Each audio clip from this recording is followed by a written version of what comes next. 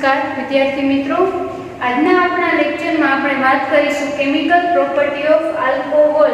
તો આગળના લેક્ચરમાં આપણે જોઈ ગયા કેમિકલ પ્રોપર્ટી ઓફ આલ્કોહોલ. એમાં OH બોન્ડનું કેવી રીતના ફ્યુઝન થાય છે તે રિએક્શન આપણે બધી એની રિએક્શન જે હતી તે જોયેલી. અને આજના હવે લેક્ચરમાં આપણે જોઈશું રિએક્શન ઇન્વોલ્વિંગ CO બોન્ડ, એટલે કે કાર્બોનાઇલ બોન્ડનું કેવી રીતના બ્રેકિંગ થાય છે તે આપણે જોઈશું.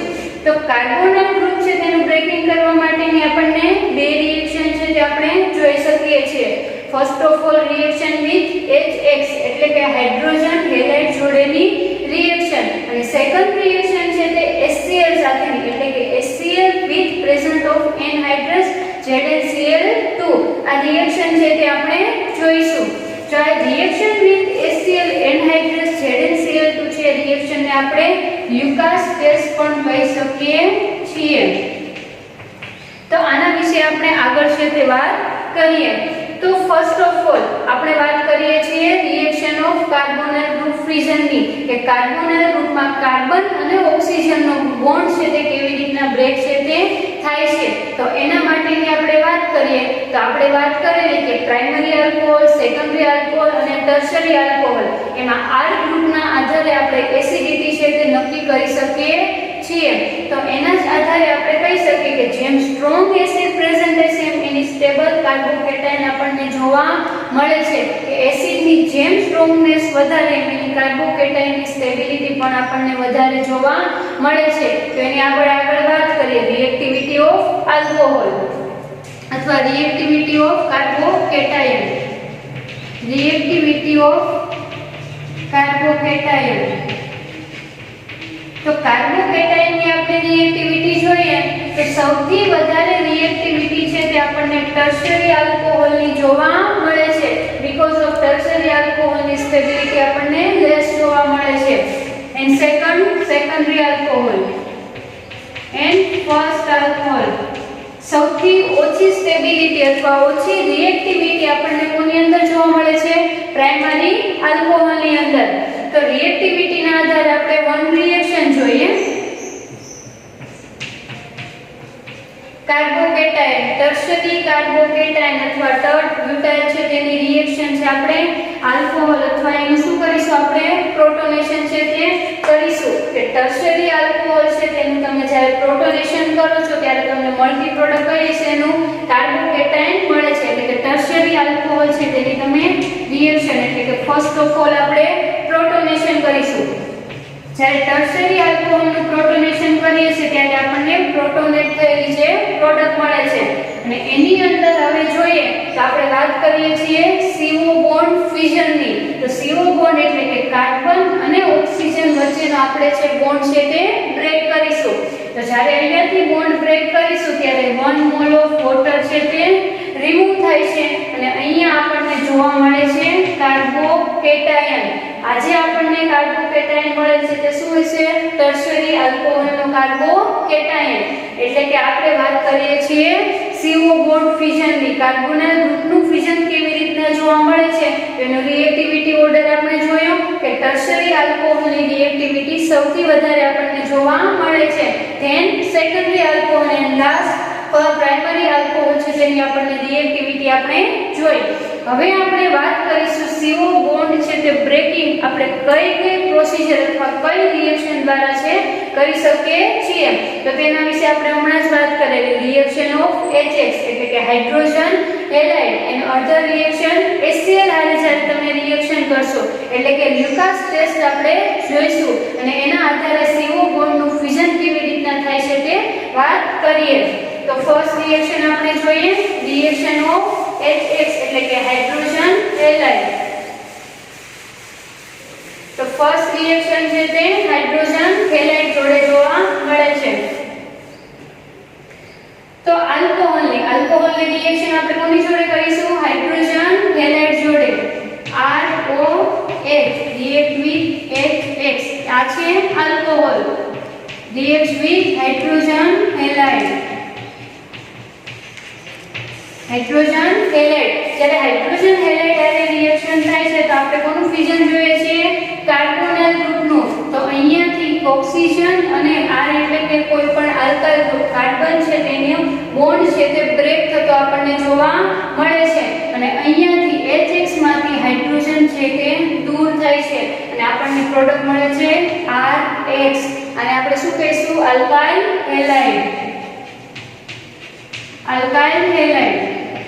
વન વોટર મોલેક્યુલ છે તે રિમૂવ થતું જોવા મળે છે આનું આપણે એક્ઝામ્પલ જોઈએ ROH alcohol react with HCl ZnCl2 જ્યારે આલ્કોહોલની રિએક્શન છે તે HCl એટલે કે હાઇડ્રોક્લોરિક એસિડ જોડે થવા જાય છે ત્યારે શું થાય છે RCl એટલે કે આલ્કાઇલ હેલાઇડ અને 1 મોલ ઓફ વોટર છે તે દૂર થાય છે તો આ રિએક્શન આપણે જોઈએ હાઇડ્રોજન હેલાઇડ જોડે જ્યારે આલ્કોહોલની રિએક્શન છે તે હાઇડ્રોજન હેલાઇડ જોડે થાય છે ત્યારે કાર્બન અને ઓક્સિજન બોન્ડ છે તે બ્રેક થાય છે અને આપણને એઝ અ પ્રોડક્ટ છે તે આલ્કાઇલ હેલાઇડ છે તે જોવા મળે છે અને 1 મોલ ઓફ વોટર છે તે દૂર થાય છે તો આ રિએક્શન આપણે જોઈએ હાઇડ્રોજન હેલાઇડ જોડેની તેમાં નોટ છે એટલે કે ખાસ યાદ રાખવાની બાબત છે તો નોટ શું યાદ રાખવાની થશે કે જ્યારે તમે હેલાઇડની રિએક્શન કરો છો HCl જોડે અને શું કહેશું આપણે હાઇડ્રોજન હેલાઇડ એટલે કે હાઇડ્રોક્લોરિક એસિડ કે હાઇડ્રોજન હેલાઇડ જોડે તમે જ્યારે રિએક્શન કરો છો ત્યારે હંમેશા કેટાલિસ્ટનો યુઝ છે તે થશે તો HCl આપણે રિએક્ટ કરશું reaction with HCl require catalyst કે તમે HCl ની રિએક્શન જ્યારે કરો છો ત્યારે તમારે શું હંમેશા જરૂર પડે છે કેટાલિસ્ટની છે જરૂર પડે છે અને ક્યાં કેટાલિસ્ટની જરૂર પડશે આપણે એનહાઇડ્રસ AlCl3 અથવા ZnCl2 કે હંમેશા આપણે હાઇડ્રોજન હેલાઇડ રિએક્શન જ્યારે આપીશું એટલે કે CO બોન્ડ ફિઝન માટેની રિએક્શન જોઈશું ત્યારે તમે HCl ની જ્યારે રિએક્ટ કરો છો ત્યારે તમારે હંમેશા કેટાલિસ્ટની રિક્વાયર્ડ છે થશે અને કેટાલિસ્ટ તરીકે આપણે એનહાઇડ્રસ AlCl3 અને ZnCl2 નો ઉપયોગ છે તે કરીશું અધર નેક્સ્ટ આપણે રિએક્શન જોઈએ તો HBr છે HI છે નોટ રિક્વાયર્ડ કેટાલિસ્ટ કે એની તમે જ્યારે રિએક્શન કરો છો ત્યારે તમારે કોઈ પણ પ્રકારના કેટાલિસ્ટની રિક્વાયર્ડ થતી નથી એટલે કે સિમ્પલ તમે એને હીટિંગ આપશો એટલે ડાયરેક્ટ આપણી આલ્કાઇલ હેલાઇડની અંદર પ્રોડક્ટ છે તે કન્વર્ટ છે તે થઈ જશે એન્ડ લાસ્ટ હવે આપણે જોઈશું કે હાઇડ્રોજન હેલાઇડ જોડે આપણે રિએક્શન કરીએ છીએ તો રિએક્ટિવિટી ઓર્ડર શું હશે તે જોઈશું રિએક્ટિવિટી ઓર્ડર HX નો રિએક્ટિવિટી ઓર્ડર છે તે શું હશે તે જોઈશું તો ફર્સ્ટ ઓફ ઓલ સૌથી વધારે રિએક્ટિવિટી છે તે આપણને HBr હાઇડ્રોજન બ્રોમાઇડ ની છે તે જોવા મળે છે and next HCl HI HBr HCl and last HF આ છે reactivity order of hydrogen halide આવી રીતના રિએક્ટિવિટી ઓર્ડરમાં છે આપણને હાઇડ્રોજન હેલાઇડની આલ્કોહોલ સાથેની રિએક્શન છે તે જોવા મળે છે એન્ડ નેક્સ્ટ હવે આપણે વાત કરીશું second reaction with HCl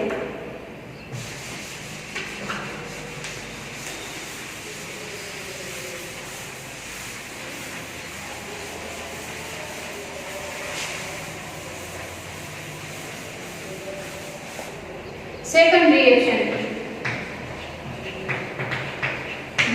of HCl with anhydrous ZnCl2 અને આપણે લ્યુકાસ ટેસ્ટ પણ કહી શકીએ છીએ લ્યુકાસ ટેસ્ટ તો ફર્સ્ટ ઓફ ઓલ આપણે ત્રણે પ્રાઇમરી સેકન્ડરી અને ટર્શરી આલ્કોહોલ છે કે આપણને લ્યુકાસ ટેસ્ટ કેવી રીતના આપે છે તે રિએક્શન જોઈશું અને પછી આપણે તેના વિશે વાત કરીએ તો first of all primary alcohol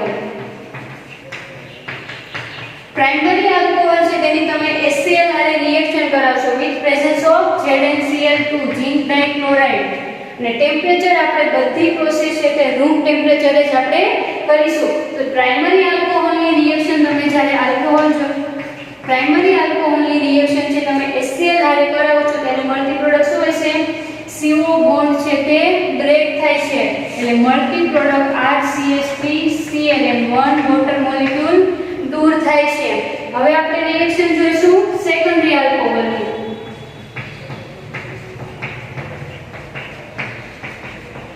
secondary alcohol છે ને HCl હારે રિએક્શન તમે ZnCl2 ની પ્રેઝન્સમાં કરો છો ત્યારે પણ શું થાય છે, આપણે કાર્બન અને ઓક્સિજન વચ્ચેનો બોન્ડ છે તે બ્રેક થાય છે.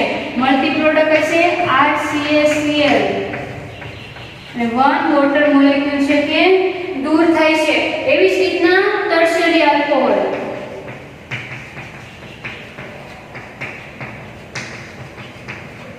ટર્શરી આલ્કોહોલની તમે જ્યારે HCl હારે રિએક્શન કરાવો છો ZnCl2 કાર્બન અને ઓક્સિજન વચ્ચે બોન્ડ છે તે બ્રેક થાય છે. તો આ છે ત્રણે ત્રણ આલ્કોહોલની રિએક્શન કે પ્રાઇમરી આલ્કોહોલની તમે જ્યારે HCl અને ZnCl2 ની પ્રેઝન્સમાં રિએક્શન આપો છો ત્યારે આપણને કઈ પ્રોડક્ટ મળે છે, આલ્કાઇલ હેલાઇડ ને 1 વોટર મોલેક્યુલ છે તે દૂર થાય છે. સેકન્ડરી આલ્કોહોલની તમે જ્યારે રિએક્શન કરો છો, સેકન્ડરી આલ્કોહોલની HCl હારે આપણે રિએક્શન કરીએ છીએ ત્યારે આપણને મળતી પ્રોડક્ટ કઈ છે, સેકન્ડરી એટલે આલ્કાઇલ હેલાઇડ છે તે આપણને એઝ અ પ્રોડક્ટ છે તે મળે છે અને પાણીનો 1 મોલ છે તે દૂર થાય છે. એવી જ રીતના આપણે ટર્શરી આલ્કોહોલની રિએક્શન જોઈએ તો ટર્શરી આલ્કોહોલની તમે જ્યારે HCl હારે રિએક્શન આપો છો ત્યારે આપણને મળતી પ્રોડક્ટ કઈ છે, 2-chloro 2-methyl propane એટલે કે આ આપણને પ્રોડક્ટ મળે છે અને 1 વોટર મોલેક્યુલ છે તે દૂર થાય છે. તો હવે આપણે વાત કરીએ કે HCl જોડેની પ્રાઇમરી, સેકન્ડરી અને ટર્શરી આલ્કોહોલની ZnCl એટલે કે એનહાઇડ્રસ ZnCl2 ની હાજરીમાં તમે રિએક્શન આપો છો ત્યારે અલગ અલગ આપણને આલ્કાઇલ હેલાઇડ છે તે જોવા મળે છે. તો હવે આપણે જોઈએ કે આ ટેસ્ટને આપણે લ્યુકાસ ટેસ્ટ છે તે શું કામ કહીએ છીએ. લ્યુકાસ ટેસ્ટ એટલે કે આપણે આઇડેન્ટિફિકેશન ઓફ પ્રાઇમરી, સેકન્ડરી અને ટર્શરી આલ્કોહોલ છે તેનું કરીએ છીએ. તો પ્રાઇમરી, સેકન્ડરી આલ્કોહોલનું આઇડેન્ટિફિકેશન લ્યુકાસ ટેસ્ટ કેવી રીતના થાય તે આપણે વાત કરીએ. તો પ્રાઇમરી આલ્કોહોલનું તમે જ્યારે HCl હારે રિએક્શન આપો છો ત્યારે આપણને જે આલ્કાઇલ હેલાઇડ મળે છે એનું સોલ્યુશન છે તે આપણને થોડું દૂધિયું જોવા મળે છે એટલે કે એના સોલ્યુશનમાં આપણને કંઈક ફેરફાર જોવા મળે છે. તો એના આધારે આપણે પ્રાઇમરી આલ્કોહોલને આઇડેન્ટિફાઈ કરી શકીએ છીએ. એવી જ રીતના તમે જ્યારે સેકન્ડરી આલ્કોહોલની HCl હારે રિએક્શન આપો છો ત્યારે મળતા જે આલ્કાઇલ હેલાઇડ છે તેના સોલ્યુશનમાં શું થાય છે કે જ્યારે તમે સોલ્યુશન એટલે કે સેકન્ડરી આલ્કોહોલની અંદર HCl નું એડિંગ કરો છો ત્યારે આપણને જે પ્રોડક્ટ મળે છે થોડો ટાઈમ માટે શું થશે, આલ્કાઇલ હેલાઇડ જે મળે છે તેનું દ્રાવણ આપણને દૂધિયું એટલે કે એમાં થોડો ચેન્જ જોવા મળે છે એન્ડ આફ્ટર સમ ટાઈમ તેનું સોલ્યુશન છે તે એકદમ ક્લિયર આપણને જોવા મળે છે. એવી જ રીતના ટર્શરી આલ્કોહોલની તમે જ્યારે HCl એટલે કે હાઇડ્રોક્લોરિક એસિડ હારે રિએક્શન આપો છો ZnCl2 ની હાજરીમાં ત્યારે જે આપણને આલ્કાઇલ હેલાઇડ મળે છે તેમાં શું થાય છે, ડાયરેક્ટ તમે ટર્શરી આલ્કોહોલ અને HCl ની રિએક્શન આપશો એટલે જે આપણને આલ્કાઇલ હેલાઇડ મળે છે તેમાં ઓઇલી ડ્રોપ છે તે જનરેટ થતા જોવા મળે છે. તો તેના આધારે આપણે લ્યુકાસ ટેસ્ટ દ્વારા આપણે પ્રાઇમરી, સેકન્ડરી અને ટર્શરી આલ્કોહોલ છે તે આઇડેન્ટિફિકેશન કરી શકીએ છીએ. એટલે કે આપણને કોઈ પણ આપેલું હોય પ્રાઇમરી, સેકન્ડરી, ટર્શરી કોઈ પણ આલ્કોહોલ તમને આપેલું હશે તો તેમાં શું કરી શકીએ છીએ, આપણે એનું આઇડેન્ટિફિકેશન છે તે લ્યુકાસ ટેસ્ટ દ્વારા કરી શકીએ છીએ. તો આ હતી આપણી reaction of HCl with anhydrous ZnCl2. તો આ રિએક્શનની આપણે મિકેનિઝમ જોઈએ કે મિકેનિઝમમાં શું થાય છે કે ટર્શરી આલ્કોહોલ છે તે SN1 મિકેનિઝમ આપણને જોવા મળે છે. પછી સેકન્ડરી આલ્કોહોલ, તો સેકન્ડરી આલ્કોહોલની અંદર આપણને SN1 અને SN2 બંને મિકેનિઝમ છે તે જોવા મળે છે. And last for primary alcohol, તો પ્રાઇમરી આલ્કોહોલ છે એમાં તમને SN2 મિકેનિઝમ છે તે જોવા મળે છે. તો આપણે બે રિએક્શન જોઈએ, કાર્બોનાઇલ બોન્ડનું કેવી રીતના ફ્યુઝન અથવા બ્રેકિંગ થાય છે તેના આધારે આપણે બે રિએક્શન જોઈ. ફર્સ્ટ રિએક્શન આપણે જોઈ કે હાઇડ્રોજન હેલાઇડ જોડે કેવી રીતના રિએક્શન થઈને CO બોન્ડનું ફ્યુઝન થાય છે અને સેકન્ડ રિએક્શન તમે જોઈ કે HCl અને ZnCl2 ની હાજરીમાં આપણે રિએક્શન કરાવીએ છીએ એટલે કે આઇડેન્ટિફિકેશન ઓફ પ્રાઇમરી, સેકન્ડરી અને ટર્શરી આલ્કોહોલ છે તે આપણે જોયું. અને હવે જોઈએ મિકેનિઝમ કે ટર્શરી આલ્કોહોલ છે તે SN1 મિકેનિઝમ આપે છે, સેકન્ડરી આલ્કોહોલ SN1 અને SN2 મિકેનિઝમ આપે છે અને પ્રાઇમરી આલ્કોહોલ છે તે SN2 મિકેનિઝમ આપણને જોવા મળે છે. તો આ રિએક્શન જોઈ. હવે આ નેક્સ્ટ લેક્ચરમાં આપણે આના પછીની મિકેનિઝમ એટલે કે SN1 અને SN2 મિકેનિઝમ શું છે તે સમજીશું અને આ લેક્ચર આપણે નેક્સ્ટ લેક્ચરમાં છે તેની વાત છે તે કરીશું.